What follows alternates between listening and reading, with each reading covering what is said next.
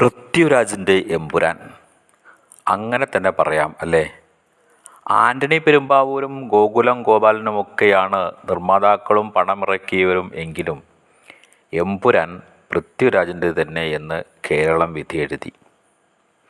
പൃഥ്വിരാജും കാണാമറയത്ത് മറ്റാരൊക്കെയോ എമ്പുരാനെ നായകനും നിർമ്മാതാക്കളും പോലും അറിയാതെ തനി ജിഹാദി സിനിമയാക്കിയെന്ന് വിലയിരുത്തുന്നവർ ഒട്ടേറെയാണ്. ബാബാ ബജ്രംഗി എന്ന വില്ലൻ, അതായത് അഭിമന്യു സിംഗിൻ്റെ വേഷം, അത് നരേന്ദ്രമോദിയെയാണ് ഉദ്ദേശിച്ചത് എന്ന് സിനിമ കണ്ടവർക്ക് ബോധ്യപ്പെടും. കേരളത്തിലെ 2 പ്രധാന തുറമുഖങ്ങളിലൂടെ മയക്കുമരുന്ന് കടത്താനും മുല്ലപ്പെരിയാർ തകർക്കാനും വില്ലൻ തുനിയുന്നുണ്ട് സിനിമയിൽ. എത്ര തരം താണുപോയി ഈ സിനിമയിലെ പ്രമേയമെന്ന് പറയേണ്ടതില്ലല്ലോ. സിനിമയിൽ ഭരണകക്ഷി പ്രതിദാനം ചെയ്യുന്ന മുന്നണിയുടെ ജനകീയ നേതാവിനെ, അതായത് മഞ്ജു വാര്യരെ EDയും CBIയും ചേർന്ന്, കേന്ദ്ര ഏജൻസികൾ ചേർന്ന് അറസ്റ്റ് ചെയ്യുമ്പോൾ ഇറാഖിലോ സെനഗലിലോ ഉള്ള നായകൻ പാഞ്ഞെത്തി BJP സഖ്യകക്ഷിക്കാരനായ മുഖ്യമന്ത്രിയെ കൊണ്ട് കേന്ദ്ര ആഭ്യന്തരമന്ത്രിയെ വിളിപ്പിച്ച് കേസുകൾ ഒഴിവാക്കുന്നു. അങ്ങനെ കേന്ദ്ര അന്വേഷണ ഏജൻസികളെ ക്രൂരമായി ബ്ലാക്ക്മെയിൽ ചെയ്യുകയാണിതിൽ.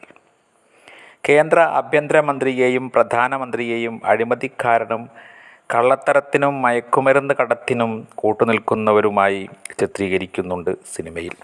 പാർട്ടി സമ്മേളന വേദിക്കു മുമ്പിൽ മെഗാ തിരുവാതിര നടക്കുമ്പോൾ ഇടതു നേതാക്കൾ സ്റ്റേജിൽ പരസ്യമായി മദ്യപിക്കുന്നുണ്ട്. ഇത് ആരെയാണ് ഉദ്ദേശിച്ചത് എന്ന് അന്നം കഴിക്കുന്ന ആർക്കും ബോധ്യപ്പെടും. ദൈവപുത്രൻ പരാജയപ്പെട്ടു, ചെകുത്താൻ വിജയിച്ചു എന്ന് കഥാനായകനെ കൊണ്ട് പറയിപ്പിക്കുന്നു. അങ്ങനെ ദൈവപുത്രന് പകരം ചെകുത്താനെ ഉയർത്തിക്കാട്ടുന്നു.